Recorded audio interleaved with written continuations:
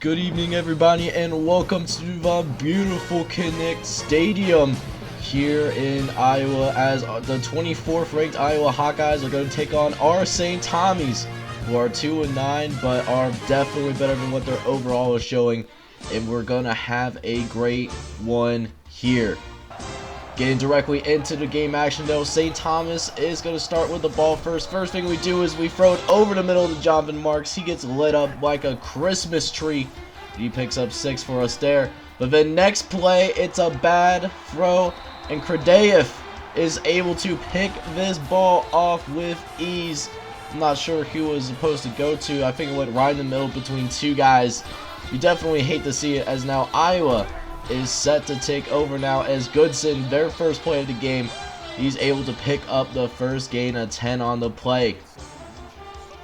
Alright, so next play here, Iowa getting a man in motion, 2nd and inches. It's a throw to the left of Laporta, and Sam Laporta is able to pick up 9 more yards off that little tight end short route. He's able to get a few yards there on the play. Is now 1st and 10 going up as Goodson. He's going up the middle. He doesn't have anybody left to beat, and Iowa, just like that, is going on the board quickly. It's a 7-0 game. But our Tommies aren't going to give up yet. We're going to keep trying, going to keep fighting. We're going to throw this ball over the middle, and it's picked off again. What a terrible start for St. Thomas, and it really does not look good for us, as now we are dealing with the potential of it becoming a 2-score game quickly, as Goodson's able to wrap his way through, get through traffic, and make it a 2-score game just like that. Iowa, the entire state, is going crazy. I'm surprised we don't have any squiggly lines right now, as we are just off track right now, and we are struggling. We are on the struggle bus right now. It is not looking good, so we're going to try something different. Try a read option, and it does a lot better results for us. We nearly pick up the first, courtesy of Jesse Walton's legs. So now, 3rd and inches, we're going to try it again. This time, it's going to go up to John Christensen, and it's not a pretty gain, only a couple of yards, but he's able to pick up the first, and we can keep the drive alive. It's the best drive that our offense has gotten going so far, as Mark McDaniel is able to make a great catch. He's able to get it across the 50 into Iowa territory for the first time, as now the Tommies are looking to get their first points on the board, as Jesse Walton, nobody puts a spy on him, and they're going to make him pay with a 27-yard run. What a run for that quarterback, as we throw it over to Kevin Stone with the All-State good hands. And now we are looking at a goal line situation, as Jesse Walton's going to finish it up for us. We get on the board for the first time, and we only make this a 1-possession game. Alright, so now Iowa is set up in the shotgun. Patrice is set to drop back. He can make himself a sandwich, waiting for somebody to get open, and he finds Regini. That time around, he's able to pick up 13, making it look easy. Next play, though, they're going to run up the gut with Goodson, and Goodson is able to find a nice cool 10, nearly picks up the first, but it is going to be a 2nd and inches coming up here, as a couple of plays later, it's a toss to the right. The sad part is that we were there, and we sort of had the edge. Our guys just aren't fast enough, and that's been a problem for us this year so far. Hopefully we can get some more speed on both sides of the ball, as Goodson's able to take it to the right. Marv Santana is pushed back with authority, but Derek Jackson does hop in though and make the tackle. So now 1st and 10, it's another run up the gut for Goodson, who's able to pick up a few yards. A lot better job playing defense there that time, but he's been tearing us apart early on. No surprises there. He has 87 yards and 2 touchdowns, but he gets sent backwards by Joel White, the outside linebacker, able to fight off a blocker and is able to complete the tackle. So now 3rd and 9, got him in a long 3rd down situation. There's Bird up the middle, and he's able to will his way to the first. You definitely hate to see it. So now, after that long 3rd down conversion, Patrice is going to stop back again. This time he's going to get it over to wide receiver Oliver Martin. He's able to pick up a nice 12 yards, and that's actually the end of the first quarter already. We're only down by a touchdown, but Iowa is definitely driving. We need them to hold to a field goal. And we might be able to get it done here. It's 3rd and 7. We can definitely make it happen. We just got to get some pressure on this quarterback, and he's looking, and finally he's brought down by Corey Ford. They have to settle for a field goal. So now we're down by 10 as Mark McDaniel, he tries to come back and make the catch. He was wide open, and it was the right read. Jesse won't need to get it there more. So now we're hoping that John Christensen picks up the first, and he gets the first down for us. Mascot is excited as our drive stays alive. So now Jesse Wallen dropping back, getting it to Mark McKenzie again. Chad McKenzie, my apologies. Chad McKenzie makes that catch, so he picks up the first. And then Kevin Stone nearly picks up the first down here. He has to go up to the stars to grab it, but he's able to leap up and make that grab. But now 3rd and 4, we gotta throw it away quickly as the pressure's coming, and it's Brett Jones able to break some tackles, and we are in the red zone. We are showing some fight, playing so much better than in previous games against Power 5 opponents. We are definitely at least holding our own right now, as we are set to try to make this a 1-score game. So now 2nd and 3, gonna throw it up the middle to Desi Lindsey. The backup quarterback gets it done, makes the catch, and gets into the end zone. It's a 3-point game, ladies and gentlemen. So now if we can get a stop here, we can take the lead, but can we get a stop? It's a throw to the right hand side to Tracy. He's able to break a tackle, and he's forced out of bounds, but still picks up that first down. A couple of plays later, they're in the shotgun, and they're going to hand it off to Goodson, who's able to go up the gut for 10 yards. Looks like Chad Parrish, the senior, playing in his last collegiate football game, made the tackle there. And now Goodson, he's going to run up the gut again. This time it's Marlon Greenwood that makes that tackle, but not before he picks up 7, as he already eclipses the 100-yard mark in this game. As now 2nd and 3, it's a quarterback option, and it's pitched off to Goodson. Can anybody catch him? Please get it done. And he's able to find his way into the end zone still. Tyler Goodson, that's already his 3rd rushing touchdown of the game. It's a 10-point lead for the Hawkeyes once again. So now we're under pressure to get some points on the board too. And we're looking around trying to find somebody, but Jesse Wallen's going to run with it. He's able to pick up the first by himself. Next play, Jesse Wallen in the shotgun, courtesy of the air raid. We get it to John Christensen, but he can't make the grab. It's going to be 2nd and 10. Next play, same thing, Wallen in the shotgun. Name a better combo. I'll wait. As Chad McKenzie makes another great grab. Is able to pick up the first for us. That's his 2nd grab of the game. As now Wallen, he's going to try to throw to the underneath man. I believe that was Jonathan Marks, but it's off target. So now we have 3rd and 10. We're going to try to throw it up the middle to the tight end, but he's well covered in. We're extremely lucky that wasn't intercepted, and we have to punt this ball away. So now we're just kind of playing damage control, trying to keep it close before halftime, as I believe that was Jeff Outlaw there that made that tackle, making an inches situation. And then they go up the gut. He's tripped, but he's still able to pick up the first nonetheless. Probably stopped him from getting a whole lot more nonetheless. And now Patrice, he's dropping back. Blake Perry almost gets to him, but instead he finds an open Joshua Mayaman, as he nearly picks up the first himself before Iowa takes a timeout. So now Patrice dropping back. He's met by Brandon Turner. He's able to get the deflection, and it's now a 3rd down. Big play right now for the Tommies. We need to keep it close, and Goodson's able to walk right across that 1st down marker and a lot more. And so the Hawkeyes drive will continue. And now 1st and 10, Patrice dropping back. He's looking to his right. He's going to get it over to Nico Regini, who picks up another first. Iowa's just doing whatever it wants. That's just the main theme with this defense this season. As Patrice, he's going to throw to his left-hand side to Daly Jr. And Daly Jr. makes this a 17-point game here in Iowa. It's not looking good, as we actually went 3 and out. So we're just hoping that we don't allow any more points. And on the last play of the first half, Martin gets behind our defense. I don't know how. It's a free man up deep zone, but it's going to be a 38-14 game. And with how things ended that first half, I wouldn't be shocked if the backups came in at some point. So what's even worse is that not only did they score 2 touchdowns in a row to end the half, but they also have to get the ball first. But luckily we got a sack here courtesy of Marlon Greenwood, I believe. But now it's 3rd and 20. It's nearly deflected by Marvin Santana, but he gambles, and the gamble does not pay off, as it's an 83-yard touchdown reception.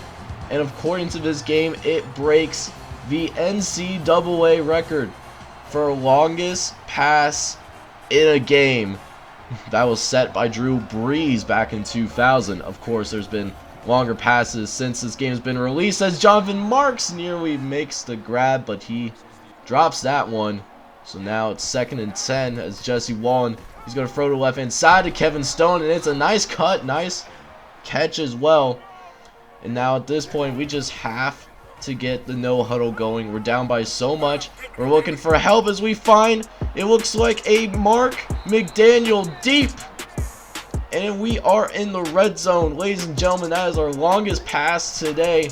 And it sets us up for another red zone opportunity, which almost gets squabbled as that pass was nearly picked off. But now we're looking at 2nd and 10 here, as Wallen is set to drop back. He's going to try to throw to, looks like Mark McDaniel, but it's incomplete again. And now we face 3rd and 10. We're just going to try to run a halfback screen, get him off bounds, and it's not going to work at all, as they were ready for that. We had to settle for this field goal. So now the Tommies defense is out on the field once again. They have been brutalized today, and it looks like it's probably going to continue, as Tyler Goodson is able to pick up 11 yards there for the first down. Then Patrice, he's going to throw to his left to Miamin. He nearly picks up the first 2. It's been a rough day for the Tommies defense, and it looks like it's not going to get much better, as they're continuing to do what they want, as they hand it off to the fullback, and that was actually a solid run defense there, but they still got the first nonetheless.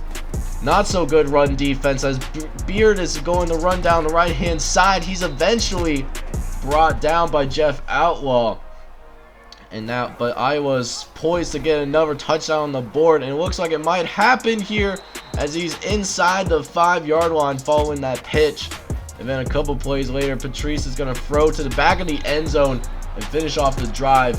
It is an absolute route going, but we're not going to give up. We're going to keep fighting as long as we can. We're going to get it off to Kevin Stone here. He's able to pick up the first. It's nearly, we are nearly past the 50-yard line. Now Jesse Wallen, he's scrambling around, going to throw to his right again to Kevin Stone. He's wide open again. This time he picks up 22. So now 1st and 10. Wallen dropping back, and he doesn't even have time to get this ball off, as Doyle was able to get in there and get the sack immediately. So now it's a 2nd and 18 going up. We're just going to throw it up the middle to John Christensen. We'll get our sack yardage loss back, and then a little bit more, so it's a more reasonable 3rd down here. And then Wallen, he's going to throw to Christensen again, but he's incomplete. We have to settle for another field goal, and we find ourselves down by 32 points. Man, it's been really rough since midway through the 2nd quarter, and it looks like it's only gonna get worse here as they pick up another easy 1st down, as well as miss some tackles. You know, tackling has been an issue for us the last couple of games, as Goodson nearly picks up the first there as well. But then 2nd and inches, quarterback is under center. Patrice, he's gonna throw to the right. He's gonna get the Miamin. Miamin is brought down for another gain of 9 yards, just consistently gashing us the Julius Caesar style, the death in 1,000 cuts kind of way. And look at this, they somehow managed to get out of that. We had him bottled up, but it looks like it does not hold for long, as Tyler Goodson is able to get into the end zone again. Alright, so let's see if we can have a little bit better luck on our offensive drive. See if we can actually get a touchdown here as Jesse Wallen. He makes a man miss. He's able to get out of bounds for a gain of 16 on that one. As the third quarter is rounding down as Mark McKenzie. We really needed him to make that catch, but it unfortunately didn't happen. So now, 2nd and 10. Wallen, he's going to throw up the middle to Chad McKenzie. And Chad McKenzie makes another great catch. And so we try to run this no huddle, get one more play for the end of the third quarter. And it goes for a loss of 4. The halfback screens aren't working. And at this point, we're just playing for pride because Iowa is just kicking our ass right now. No cap. But now it's the 4th quarter. We're going to see if we can get something going. We tried to get it to Jonathan Marks, but it was off target. And now we have a very long 3rd down ahead of us here. As Wallen is looking, he's going to try to throw it to Jonathan Marks, and he gets lit up like a Christmas tree, but is able to pick up the 1st down anyways, no problem. So now the drive stays alive. We're going to look out to the right hand side, and look who it is. Jonathan Marks seems unaffected from the big hit on that previous play. He's able to pick up 6 more yards for us. Next up, we're going to try to throw up the middle to Jonathan Marks, and that's the 3rd catch in a row that this man has made. Dude is on fire. As now we're looking to get into the end zone once again. They go for Desi Lindsey. He breaks a couple tackles, and he gets in there. Touchdown, Tommies. But the $1 million question, though, is can we get a stop on defense? Can we even stop a nosebleed? And right now, I'm highly doubting that as Oliver Martin's able to gash us again for 53 yards, despite being double covered. And then Goodson, he's able to do some more work, get into the end zone again. This time, though, this is something special, as it looks like Tyler Goodson's going to set the school record for Iowa University in most rushing touchdowns in a single game, so congrats to him. We're still going to try and get some more points on the board, though, to make our stats look a little bit better, of course. And there's Chad McKenzie making a great 23-yard catch there to start things off. And then now Jesse Wallen, we're going to run the exact same play since we're doing so well. We're going to try to throw it up the middle, but it's incomplete, threw it in between 2 receivers. So now 2nd and 10. Slowed things down a little bit as Jesse Wallen, he's going to scramble to his right. He finds an open Chad McKenzie, has one man to get in front of, and he gets tackled from behind, but not before we get to the 30-yard line. It's not looking very nice, and it's nearly intercepted by Riley Moss on the next play. Could have ended our hopes and dreams, but right now we still have at least a flicker of hope to at least score on this drive and make things better as Jonathan Marks makes another great catch. This dude has been phenomenal today. As now 1st and 10. Wallen's going to drop back to the pass. He's going to throw over the middle to Jonathan Marks, and he makes a great catch. I've been saying that name a lot today. As now Goodson, he's going to go up the left-hand side on the next possession. And this time we don't even tackle him. He just went out of bounds on his own, just almost taunting us that we can't stop him. But we stop him here, though, as Tyler Goodson is brought down by Marlon Greenwood. That's his first TFL of the game. So now next play, 2nd and 17 coming up here. Patrice, he's dropping back. He's going to throw to the right-hand side to Regini. Regini is able to get to about the original marker. So it's now long 3rd and 11. So hopefully we can actually get a stop in. Look at this, ladies and gentlemen. We actually get a stop today. Can you imagine? Hopes and dreams do happen. But can we get a little bit more points scored on the board? As Wallen, he's looking around. We're going to just try and scramble and get some more yards because he's just too fast to handle. As now we're looking to try to get one more touchdown. There's Christensen making another catch for us here. Gain of 5, making a reasonable 3rd down coming up. The next play, Wallen, we're going to try to throw to the left to Jonathan Marks, and it's not close enough. And we're going to have to punt the ball away, and that's going to end the game. It was quite a shootout for us here, but it was not a good game for us. We lose 66-34. you hate to end the season in this fashion, even though they were ranked in the top 25 and we were expected to lose this game. Still hate to see it though. Alright, so checking out the stats for our boys today, and Jesse Wallen was off to a really bad start, as the first couple of drives we had interceptions, but then he did finish up strong, and we ended up with almost 400 yards and a couple of touchdowns with it, so at least it was a nice little bounce back performance for us there. And then not only that, but he also got things going on the ground quite a bit too. He had a carry for 27 yards on his way for a 72-yard rushing game with a couple of touchdowns, and then John Christensen and Desi Lindsay didn't really touch it all that much, since we don't really run the ball here. This is an air raid university that we got up here in St. Thomas. Taking a look at our receivers, we were led by backup cornerback Jonathan Marks. This dude led us in catches today. He only had one drop, which is pretty good for a corner, although he also had a touchdown, and so did Desi Lindsay, our backup quarterback too. Chad McKenzie though did lead us though in reception yards. He had one drop and he had 5 catches for over 100 yards. So again, nice bounce back performance for our offense. But then our defense, man, we were just having a hard time getting any stops whatsoever.